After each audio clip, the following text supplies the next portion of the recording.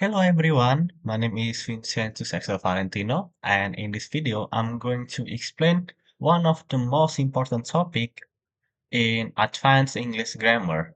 It is gerunds and infinitives. Many English learners get confused about when to use verb plus ing or when to use to plus verb. So, in this video, I'm going to explain what gerunds and infinitive are, how they function in active sentence, giving you clear examples, and show you common mistake and help you use them correctly in real situation. So, let's get started. So, first, let's talk about gerunds. So, what is gerunds? A gerund is the ing form of a verb that functions as a noun. So although it looks like a verb, it acts like a thing or an activity. For example, swimming is fun and I enjoy reading. In this example, swimming and reading are not action but nouns. Gerunds can be used as the subject of a sentence, or the object of a verb, or the object of a preposition. Okay, so we're going to the next part. What are infinitives? So an infinitive is to plus verb. For example, to eat, to study, to travel.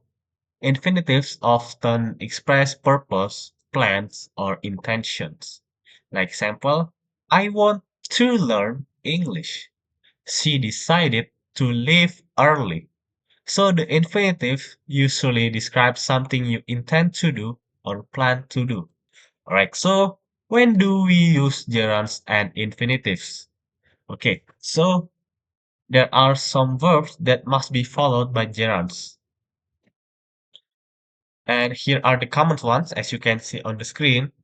The first one is enjoy, avoid, finish, suggest, consider, practice, and deny.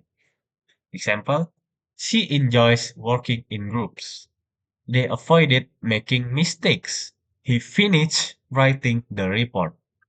If you replace them with an infinitive, it becomes wrong. Alright, so here are some verbs that must be followed by infinitives. As you can see on the screen, it is the common ones. Want, need, decide, hope, plan, promise, and expect. And here are a few examples. I need to buy a new printer. He decided to move to Jakarta. Alright, so if you use ing after these verbs, it sounds incorrect. Alright, so there are also verbs that could be used with infinitives or with gerunds, but it changed the meaning. Okay, so the first one is remember. We split remember into two. The first one is remember doing, and the second one is remember to do. Remember doing is remembering a past event. And the remember to do is not forget a responsibility. Like so, here are the example of remember doing. I remember meeting her last year. And remember to do. Remember to lock the door. Alright, so another verb is stop. The one is stop doing and also stop to do. Stop doing is to quit an activity and stop to do pause in order to do something. Okay, we have some example. He stopped smoking. He stopped smoking, it is refers to stop doing. And he stopped to smoke is stop to do. Right, so and the last verb is try doing is experiment. And try to do is to make an effort about something. So the example, try adding more salt. It is referring to experiment. He or she doesn't know maybe what it tastes like, but it's only for experimenting. And another example, try to finish your task. It is referring to try to do. It is to make an effort to finish a task. And these differences you need to know because this is very important for the meaning. Alright, so I'm going to give you a real context examples. Alright, so in daily life, the first one is I enjoy cooking for my family. We plan travel next month. In school or university, students avoid using informal language. I hope to improve my presentation skills.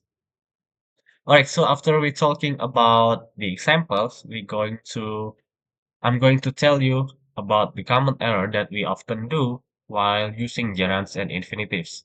So the first error is using infinitive after a gerund verb. Right, so I'm just going to give you an example.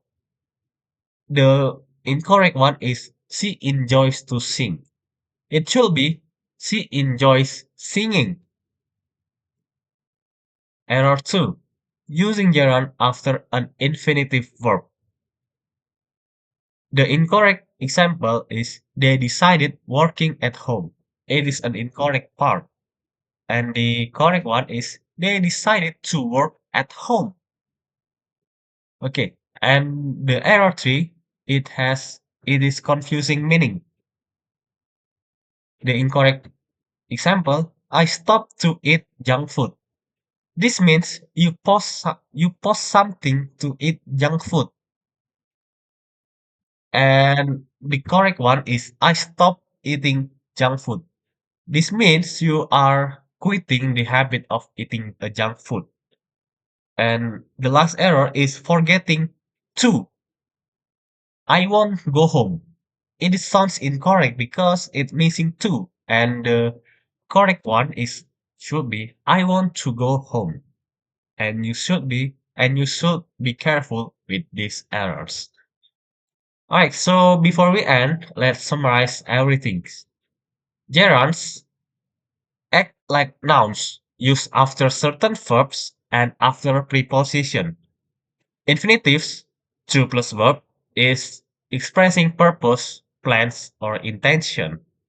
Some verbs change meanings depending on whatever you use, a gerunds or an infinitives. Using the wrong form can change the meaning or make your sentence incorrect. So, understanding gerunds and infinitives will help you write and speak English more naturally and more confidently. And thank you for watching, and I hope this video would help you with your grammar learning. See you in the next lesson. Goodbye.